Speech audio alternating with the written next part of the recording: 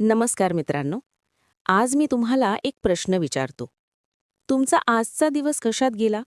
Phone, social media, इतरांच्या गोष्टी ऐकण्यात, इतरांना मदत करण्यात, की फक्त वेळ जात होती म्हणून?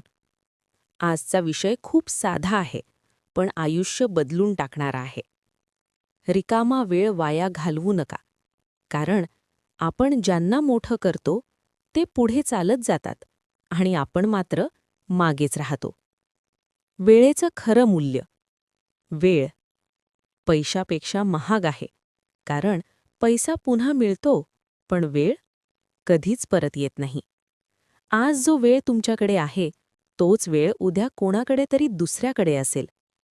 आज जर तुम्ही वेळेचा उपयोग केला नाही, तर उद्या वेळ तुमच्यासाठी थांबणार नाही. वेळ कोणाची वाट पाहत नाही, तो फक्त पुढे जात राहतो.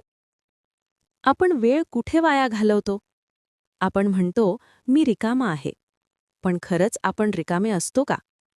फोन हातात घेतो 5 मिनिटांसाठी आणि 2 तास जातात. इतरांच्या आयुष्यावर चर्चा करतो, पण स्वतःच्या आयुष्याचा विचारच करत नाही. इतरांना पुढे नेतो, त्यांच्या स्वप्नांसाठी धावतो, पण स्वतःची स्वप्न कुठे ठेवली हेच आठवत नाही. हेच तर सगळ्यात मोठं नुकसान आहे. इतरांना पुढे नेण्यात आपण मागे कसे पडतो? मित्रांनो, चूक मदत करणे